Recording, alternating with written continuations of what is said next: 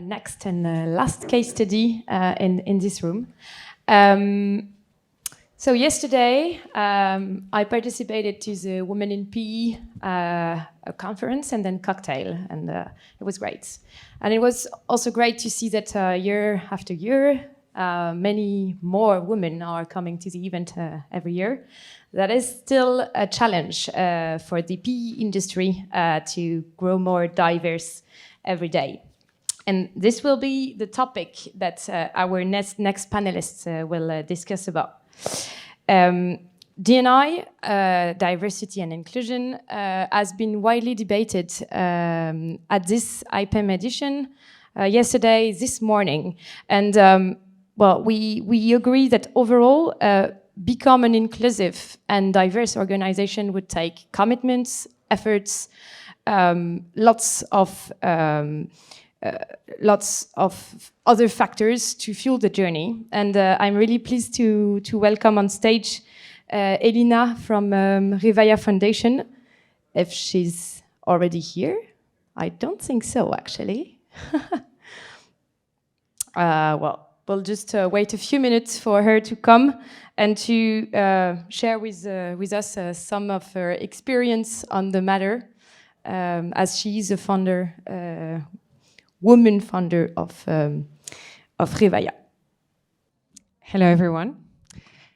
Good to have you here at on the finish line of the conference. So I'm honored to be on stage just before the closing remarks for a very important topic that's about how you deal with diversity in governance and how we have implemented that at Revia, which is the fund I'm a founding partner of.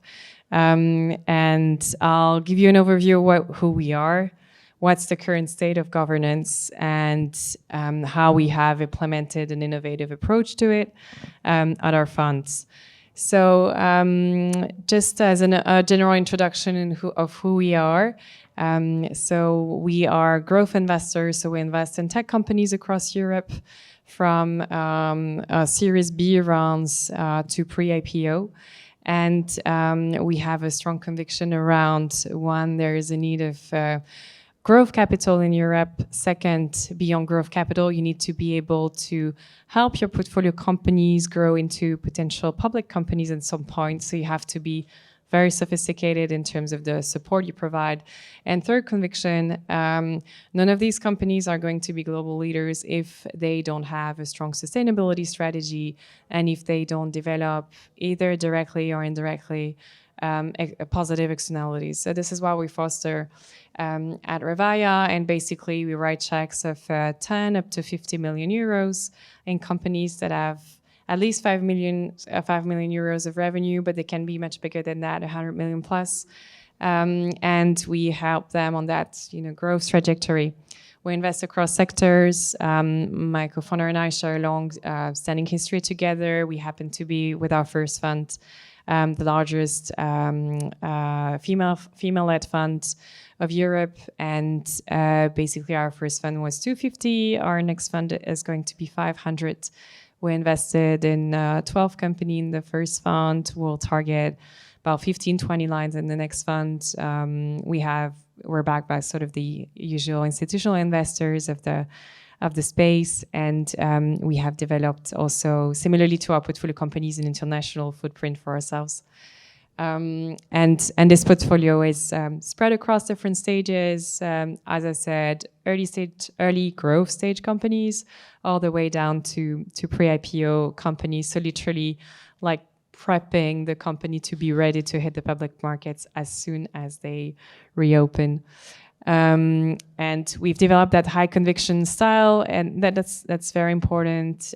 So we develop a number of convictions on themes, such as digitization of small businesses, climate, education.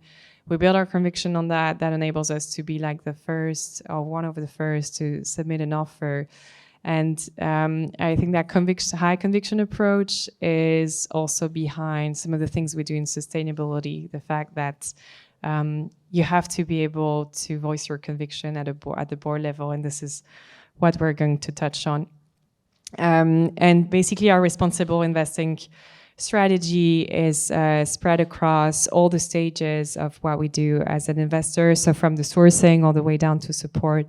So sourcing is through obviously having positive screening, so selecting a number of themes that are long-term trends in the tech space and that are, the way people are going to consume in the workplace or in their homes. And there are some areas that we proactively research more than others.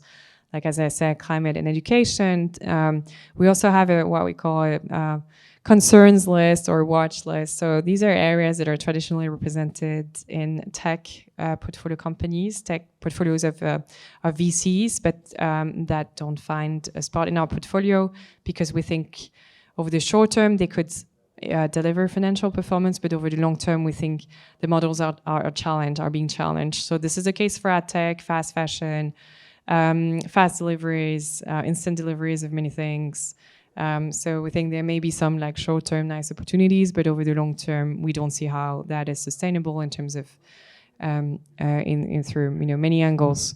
We carry out our own due diligence internally. We have 2 full-time people dedicated to that out of 17, and we implement that support along the way.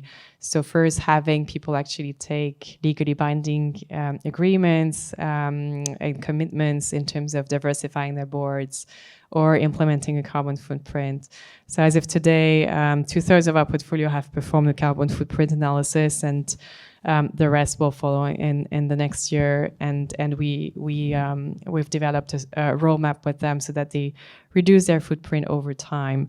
And beyond that, we've implemented that special governance approach whereby we take their governance to the next level. So first, we'll take a step back at what's governance. So governance is basically a set of rules that enable a company to carry out its business. It's also what it enables oversight from people that often come from the outside, which is great. Fundamentally, governance is when you're an investor, governance is literally the spine or the backbone of your capital. What enables you to voice your concerns, voice your convictions, influence the strategy. So it's pretty critical to have a view on what's governance, whether you actually have a seat on the board or you just have a seat in the General Assembly and you vote. So we think that's what makes capital have a voice. So it's really critical. If we zoom in on our space, which is around tech and startups. So funnily, these companies that are supposed to be at some point the future leaders of this space. Interestingly, in terms of governance, they're fairly immature for a number of years.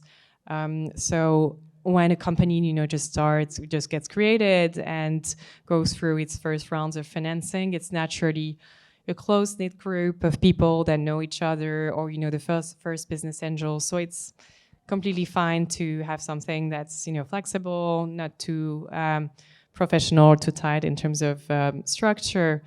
But the thing is, as these companies grow, they raise multiple rounds, and the only thing that it adds to the governance, it's just more members, and actually more financial members. So that's completely the opposite direction the board should go.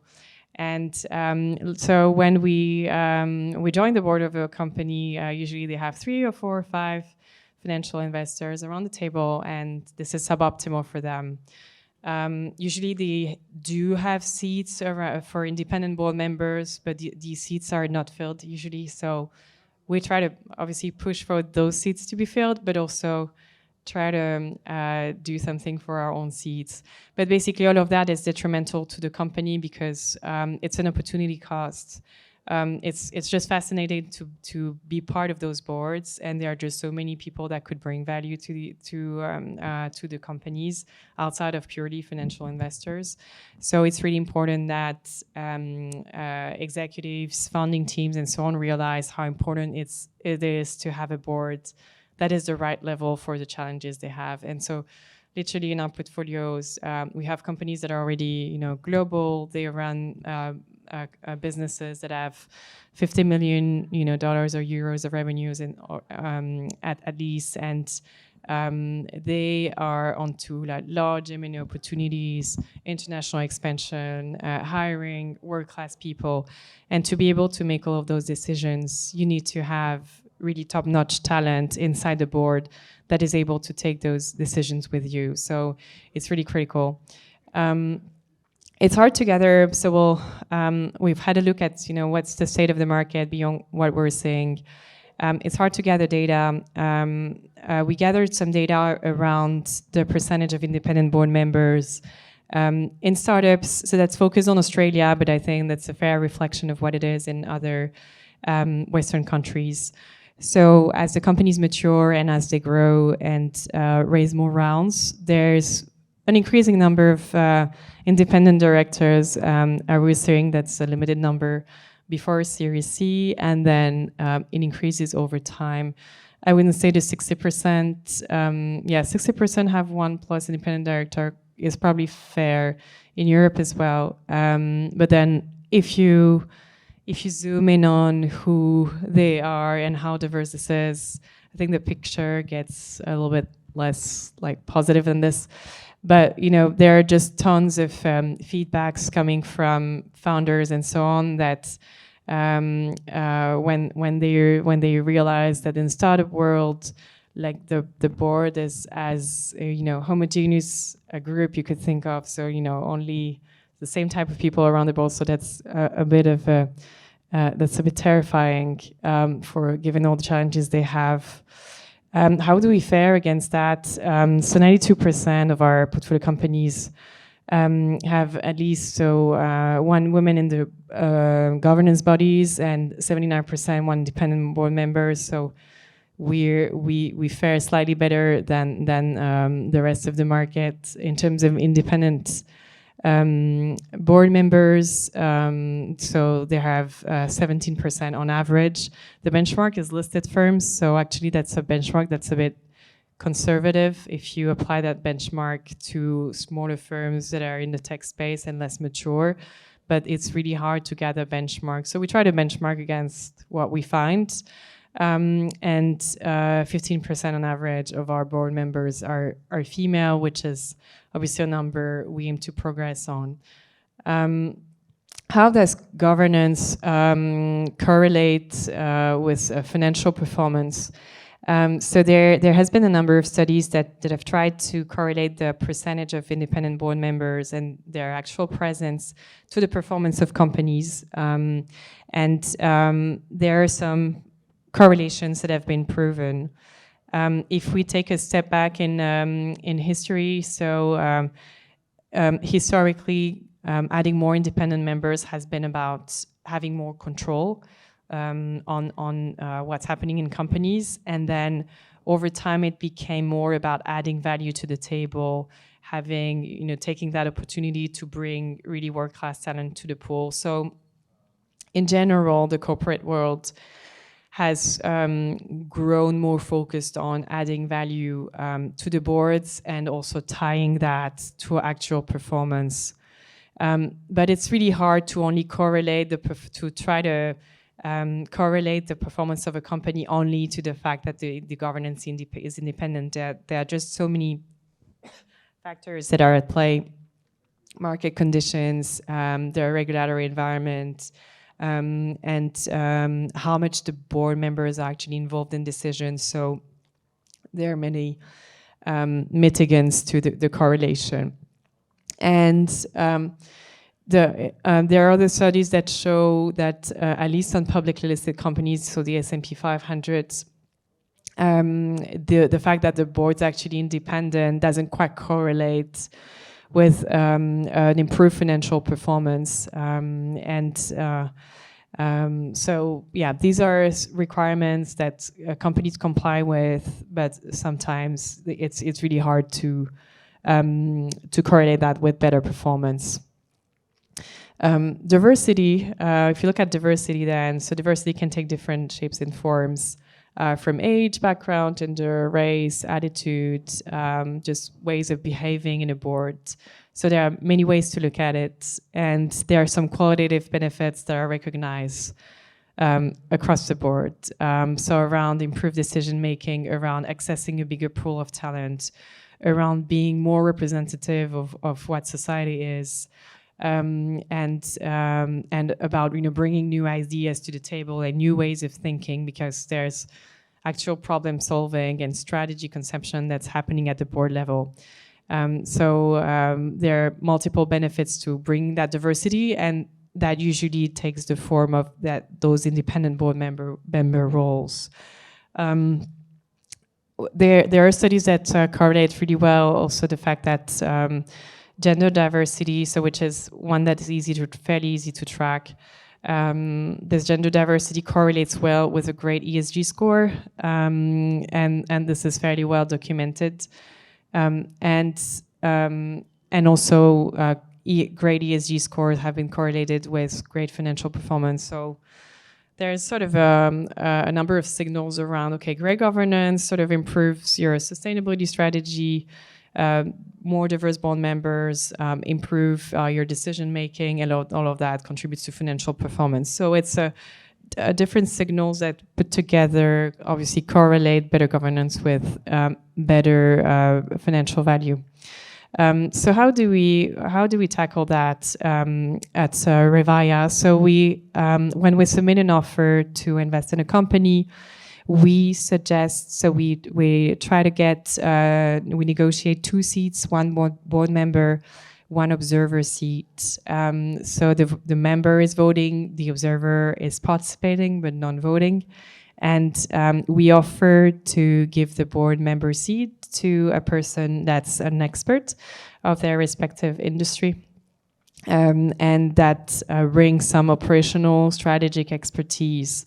And when we submit an offer to a company, we'll list usually 5-6 names that are people that are from our networks or beyond, and that really bring that world-class expertise to the table. So that's very differentiating versus other players that would just name the partners or whoever in the investment team.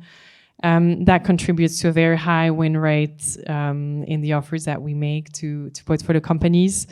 It's really beneficial to us because it scales our capacity to manage a lot of portfolio lines.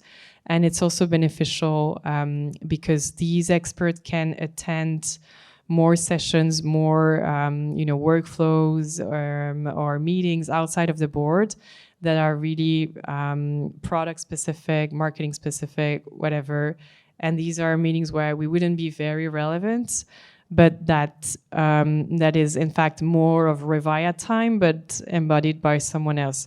So that's a lot of value, for us, and that's a lot of value for the company. So that's really a win-win situation. In terms of compensation, it's fairly easy to implement. You have the usual cash compensation, equivalent in French to jeton de présence, so board member compensation.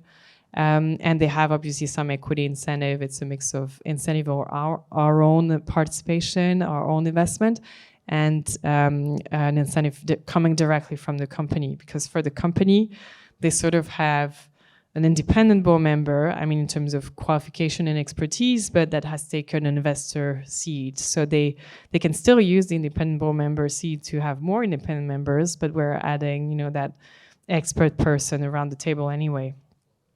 We've done that already on a number of companies in our first fund, and there are more that are in progress now of nomination. And I'll focus on some of them. But basically, these people are part of the list that we submit when we invest in companies. So one case study, EPSOR, it's employee savings and retirement solution focused on helping employees invest on ESG funds and ESG products. So studies show that people in general want to give meaning to their savings, and they want their money to be invested in ESG products. And when your employer usually offers you a pension or savings plans, it's on underlying funds that don't quite stick to your conviction. So EPSAR provide that and also has a very user-friendly pedagogical approach to investing your pension plan. And so the company was raised a Series B with us, a 20 million round. And because they've had for many years this board composed of financial investors, they wanted to set up another board that was supposed to be a strategic board with people that were actual experts of what they do. So for them, it would have required a new forum, new documentation to put together and so on, and so more hassle. And basically, we offered. We suggested to name a former founder of an HR software company. It's actually a founder we had supported in the past for our previous funds, so we had built a very strong relationship and had seen how this founder is in the board, so we could testify that this is a great person to have. And he was the founder of a company named PeopleDoc that does digitization of payslip. And that was later sold to a US player. So he had that track record of founding, developing, and selling a company. And obviously had built for this experience a very strong network within the HR community. So he had built this experience around selling complex products to HR directors, and pension plans and employee savings are complex products to sell. And so what the founders of EPSAR found in our approach, and what we managed to deliver through this approach, is there's now a better balance between the purely financial topics at the board level and the product issues and the tech and the strategic topics. This new board member has more of a product culture, so now at the board, we actually speak more about what's important. So actually making sure we develop the product in the right way. We anticipate what's coming on the market, and there's no better person to help with that. That's someone that's actually plugged into the industry. There are just also so many operational issues that come up, notably for a company that's fairly young, and things that obviously a founder has been through many times, and that they can give actual practical answers to. So really that came as a very big added value for a firm that's still in the early days, Series B, and that needed someone that had gotten his hands dirty in the past and that could help with fairly technical challenges. We did the same, as we had a similar approach with GoHenry. It's a fintech company based in the UK that wants to teach millions of kids good money habits. They do that through a family finance app. So basically, it's an app and debit card that helps parents give their kids pocket money. So very simple, plain product. And in that, they've embedded an educational product that's called Money Missions, through which they teach kids how to save, spend, reimburse money. And this is really critical for society in terms of skill set to get, because this money skills is not something you learn at school. Typically in Anglo-Saxon country, where you get a credit score very early in your life, as early as 18, or when you go through your superior studies, it's really critical to understand before that what it is to take leverage, what it is to have a credit score for your whole life. So we have 2 million customers today, and actually today the majority of our families come from modest backgrounds. So it's interestingly a product that caters to a lot of fairly modest households. The company is present in the UK, and when we invested at the end of 2020 with a $40 million round alongside a US fund, the purpose was to develop the company in the US, and now they further developed in Europe. But to help them in that US extension, we had to provide that value to the table. So we suggested a number of names, of which we picked Trisha Han, who's the CEO of a consumer app in the US named MyFitnessPal. So it's a coaching and diet application that has millions of users. And Trisha is an expert at acquiring online consumers in the US, which is the exact expertise that GoHenry needed to develop in the country. And no investor, no traditional financial investor can provide that sort of expertise. So Trisha represents us. One of us takes the observer seat, and what this person is also able to do is actually obviously participate to the board and voice our view on the strategy and so on, but also beyond the board. She has dedicated session with the chief product officer, with the chief marketing officer around how to exactly tailor the marketing strategy in the US, how we should tweak the product so that the product exactly fits the US customers' needs. So these are very granular topics that no financial investor is pretty much an expert on. That is very, very beneficial to the company because they have this external person coming from an industry that's not their exact industry, but very similar, and that has just the right expertise to help them on their journey. So as we keep growing our portfolio at Revia, and as we add more companies to our portfolio, we intend to name more of these people that actually provide actual operational value. And the beauty of that is that as our companies grow, and as some of them will likely hit the public markets when the window is open, we think their boards are ready or more ready to have the right form and shape to be credible for much bigger and more challenges. Thank you. Do you have any questions? Yeah.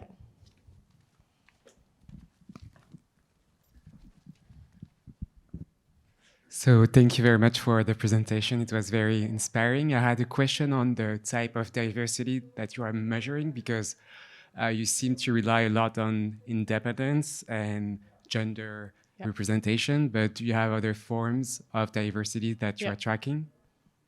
Yeah, exactly. So obviously, qualifying the independence and gender is easy. There are other criteria that we listed here around sector expertise, age, nationality, and so on. They're here in terms of how much you can track. There's a difference between Europe and the US. So obviously in the US, we can track and we're allowed to gather the right data on ethnicity and so on. And this is, in the ESG and sustainability space, it's a big topic. How much can we track in Europe? So on that front, we can do less of that in Europe, but definitely because we have European companies that have incorporated in the US, there we can gather more data points. And actually that diversity topics is something that is much more granular than obviously at the governance level. We track diversity through all of the layers in the companies. And actually what we're able to do in the US, but not so much in Europe, is track that ethnic, racial diversity across all types of jobs. In the US and in Europe, it's less limited. But basically having the culture of promoting that diversity, being able to track it really well in the US and in a different way in Europe, actually we're seeing that improves the diversity at all levels. So this is in progress, I think in Europe, in all the ESG and sustainability circles and the D&I circles, on how much we can track and how much we can positively implement. Yes. One question about the education. Do you think you might have an effect on whether or not as it was the main topic, female or diversity origin people are present in at the educational level? Yeah. Is it one of your concerns? Do you have an impact on this aspect? Or when you mean educational level, do you mean second degree level? Because you're recruiting people, right? So you need, of course, that in the education system. Of course, that supports reflection. diversity. So that's I think to improving the diversity standards in the corporate world at the board levels, I think it's the work of a generation. And you're right, it starts all the way down to primary school and so on. And what you can do at the investor level, we don't have the levers to actually, have influence on what's happening in primary or secondary school systems. However, what you can do when you manage capital like we do, you can identify the root causes of why you have so little diversity in some spaces, and notably tech is lacking diversity in many ways. So what we do at Revia, and what I think is replicable in many funds that manage capital like us, is that we do identify nonprofit that have an influence on that. So basically giving access to minorities, to science, to coding classes, opening our doors to, younger students of all, types of backgrounds so that they see what's the actual work at Revia. So that's what we try to do around the school system, but that's non-profit. Then we keep on doing some non-profit work, but that's a little bit more tied to what we do, which is about identifying the next generation of investors that will work for us. And obviously for the companies we back to have more diversity, we need to be more diverse ourselves in terms of the investors that we are. And so that also takes the form of, one, contributing to nonprofit groups that foster diversity in the VC and the tech ecosystem and investor community. So that's time taken by our teams to train younger students to our domains and eventually, probably land an internship with us. So that's, again, nonprofit. And on top of that, what any firm can do is actually training your employee to recognize what are your biases in recruiting. And so we've done at our firm level a training with a specialized firm around how to increase diversity and inclusion by first removing all of our biases. And actually we have many unconscious biases, even as a women against other women, because we are all formed and shaped by the corporate culture we have inherited. And I think there's nothing wrong about that. The important thing is to understand what are the biases and what have we inherited, and what can we change in the way we write job descriptions, in the language that we use. And there's language and actual words that you would use in job descriptions that you would naturally not get a female or someone from a minority apply to if you use that exact type of language. So it's there's a lot of studies behind that and people that are trained to help you remove those biases. And I think naturally, as all of the industry, the finance and the VC industry gets more aware of the biases, we're going to be able to bring more diversity to our groups, to our investors, and then naturally we'll direct more capital to diverse teams and also foster more diverse governance. But obviously, there's only so much you can do at each stage, and how you influence depends on whether you can act through nonprofit or through actual putting money on the table. So we do both. We do nonprofit, we do training, and we put money on the table to change the ways boards work. I hope that answers the question, but it's yes, thank you. Long, multi-pronged work.